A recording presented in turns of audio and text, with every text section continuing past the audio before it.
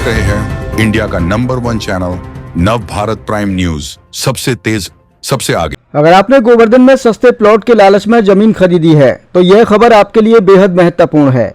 मथुरा वृंदावन विकास प्राधिकरण ने गोवर्धन छाता रोड पर पाडाल गांव के पास विकसित की जा रही शिव वैली नामक कॉलोनी के खिलाफ कार्यवाही करते हुए कॉलोनी के गेट को बुलडोजर से ध्वस्त कर दिया है। प्राधिकरण के सचिव आशीष कुमार के अनुसार संबंधित प्रोजेक्ट के ऑनर की ओर से प्राधिकरण में एक फाइल प्रस्तुत की गई थी, जिसमें यहां कृषि उपकरणों की मरम्मत का कार्य किए जाने की बात बताई गई थी। लेकिन मौके पर निरीक्षण के दौरान प्राधिकरण की टीम को कथित रूप से स्थिति अलग मिली। अधिकारियों के मुताबिक कृषि उपकरणों की मरम्मत के बजाय वहां कॉलोनी विकसित किए जाने की गतिविधियां सामने आई। इसके बाद प्राधिकरण की टीम ने मौके पर पहुंचकर कार्यवाही की और कॉलोनी के बाहर बनाए गए गेट को ध्वस्त कर दिया।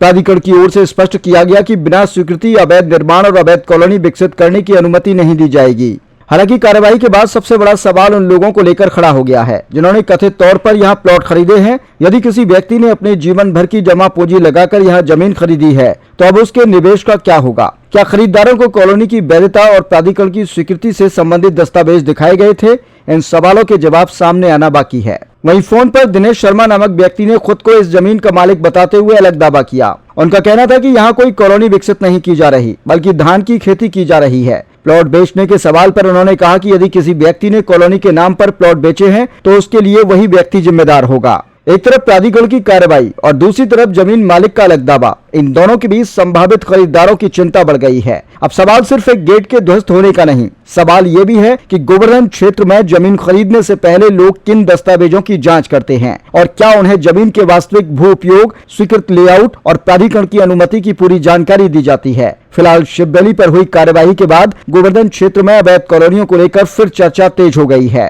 खरीदारों के लिए भी यह कार्यवाही एक चेतावनी है कि जमीन खरीदने से पहले केवल सड़क, गेट और कॉलोनी का प्रचार देखकर फैसला न ले, बल्कि संबंधित प्राधिकरण से जमीन और लेआउट की वैधता की पुष्टि जरूर करें। क्या कहना है?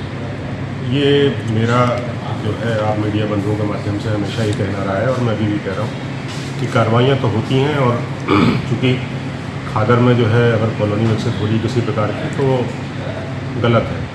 अगर ठीक है किसी प्रकार का निर्माण जो कि खादर क्षेत्र में हो या जो नदी है उसके एकदम आसपास नदी के पेटे में इस तरह का निर्माण हो रहा है तो वो मालूम होना चाहिए। और मेरा आपकी ओर से समस्त जनमानस को अपील है कि इस तरह का जो निर्माण हो रहा है या इस तरह के आप जो है अवैध किसी कॉलोनी में या अवैध प्लॉटिंग में खरीद फरोख्त में वो है तो कृपया करके इसको न करें। अन्यथा की दृष्टि में आज नहीं तो कल उसको जो है ध्वस्तीकरण की कार्रवाई के लिए उनके लिए विवश होना पड़ेगा।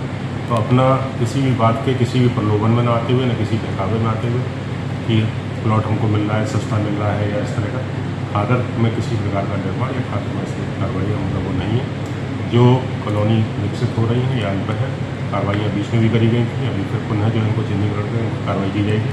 तो इस तरह का निर्माण जो है वो न करें। वैसे भी जो है वो इस तरह का क्षेत्र है जो कि आमतौर पर डूब क्षेत्र कह लीजिए, ये जो फ्लड जोन होता है उसमें आ जाता है, तो वहाँ पर किसी प्रकार का निर्माण जो है नहीं होना चाहिए और प्राधिकरण को भी ध्वस्तीकरण की कार्रवाई के लिए विवश होना पड़ेगा और वही नियम है, वही उसकी परिणति है।